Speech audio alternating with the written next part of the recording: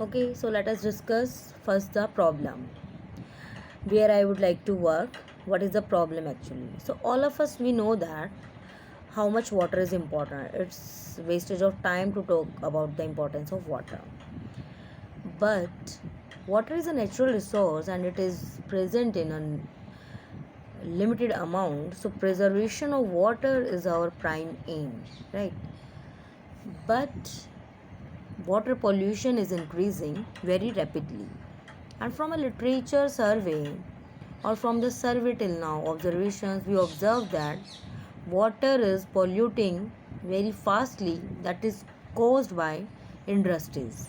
Industries are what actually happening. Industries are discharging the wastewater directly into the oceans or the lakes, and that is polluting the water. So we need to find some an alternate way so that we can clean that water, or we have to treat this water, this kind of water, before pouring it into the ocean or the lakes, so that we can control the pollution, we can control the water pollution, right? We need to treat this kind of polluted water. And one of the major industries that is pouring out a greatest amount of pollutants into the water, that is the textile industries. Textile industries 70% contributor for water pollutants. Dyes, uses of dyes, many processes are there, and what actually they are doing, waste that is containing the dye components, effluents are there, they are just discharging directly without further treatment. So these kind of some alternate treatment we require, that is an urge to all the researchers to think about it. We need to control these kind of problems. So I would like to work such kind of these textile wastewater degradation. I would like to work for finding some ways, for finding some kind of material, synthesizing of such kind of material that is highly efficient, eco-friendly, biodegradable, and easily reusable and stable material that can go for over long time to time, year to year, and it can clean your water in a lesser time. That is ultimate need for, and that is the ultimate aim for my research, that synthesizing such kind of eco-friendly durable material which can go for long time, which can go for long time but can clean the water very hastily, this kind of. So basically, in this row, I started my literature survey and I found that people attempted many solutions. They proposed many solutions, but there were no efficient way till now that can give you better degradation efficiency as well as in lesser time. Or maybe it should be eco-friendly, right? Otherwise, it will not be for work for environmental remediation. It will. So people tried so many ways, biological, chemical, physical ways to do this thing, and highly explored ways, that the photocatalysis way, heterogeneous photocatalysis way, and new fields emerging in this row, that is piezocatalysis and pyrocatalysis also. Actually, give you brief idea about this. If you are not from chemistry background, you will not know about it. So what is actually there, you synthesize any material, you add this nanomaterial to the polluted water, and you during this addition or after addition the material, you just fall some external energy, and through the help of that external energy and the reaction between these dye molecules and the nanomaterial, your nanomaterial acts as a catalyst. It is going to degrade the dye molecules, harmful dye molecule, into the simpler water or carbon dioxide molecules, right? So with the help of some external energy, you can see the, like, you are falling UV light over your sample, you are falling visible light, you are giving your solution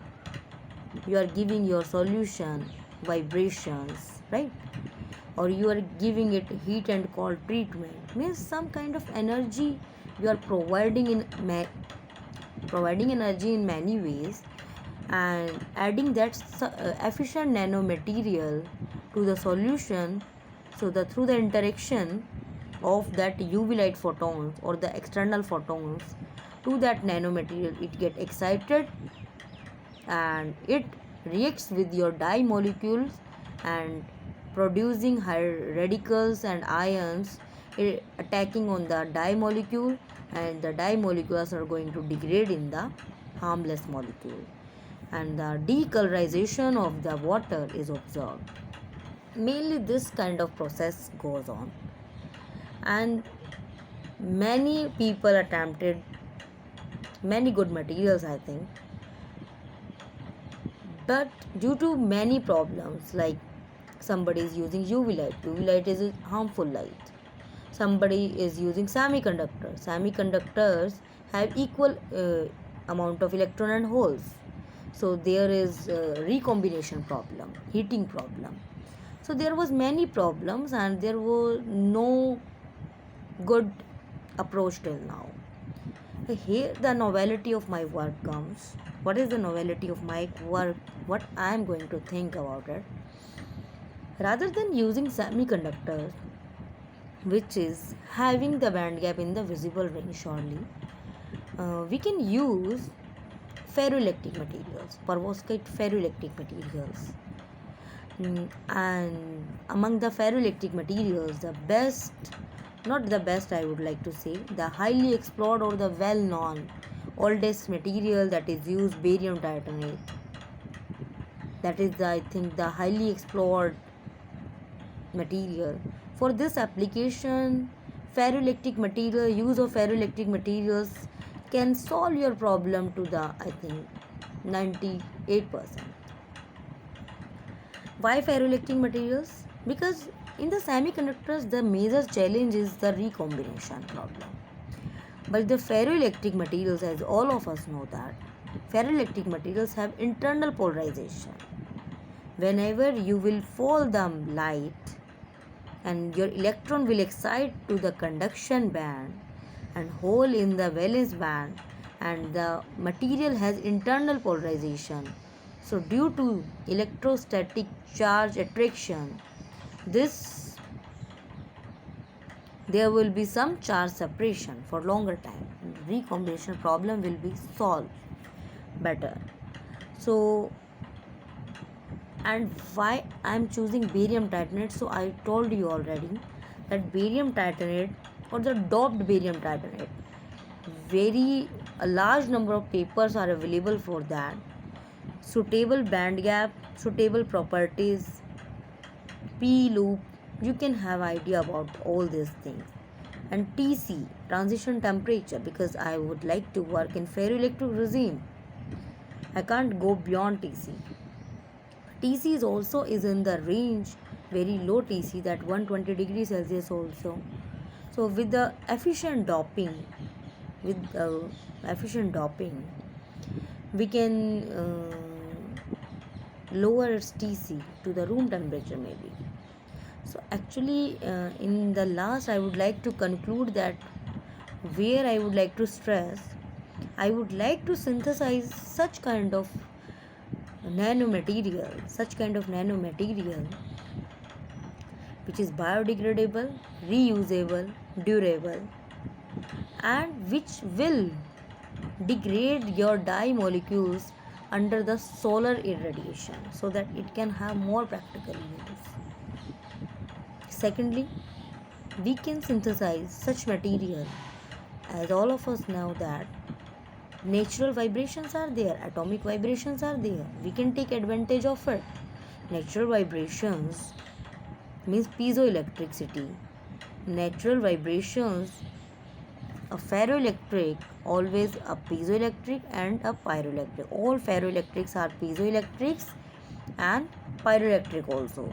So that we can synthesize such material which is high, which has a high piezoelectric coefficient, so that it can stimulate by the small atomic vibrations and can degrade the water molecule. Third purpose is that we can, here is a day and night temperature gradient in the atmosphere. So 2-3 degree atmosphere difference is always there, temperature. So we can use such material, we can synthesize such material so that it can work on this temperature fluctuation, and this is your pyroelectricity, right? These temperature fluctuation are going to polarize your material internally, and it will stimulate the further processing, and that will degrade the water molecules. I think this is an amazing way to go for it, because using the natural, using the external agent as natural resources, stimulating under that, and using nanomaterials, highly explored nanomaterials which will work at room temperature only. And if this kind of material is synthesized for us, it will be highly helpful for degradation, for water pollution, all the problem for Ganga or for any river, lake, oceans. And fourth one, also we can expand our data. We also can think an ultimate, or you can say a universal water material, that it can degrade not only the organic pollutants but also inorganic bacteria, fungal, and all these kind of heavy metals and all. We can think about it, I think. Thank you.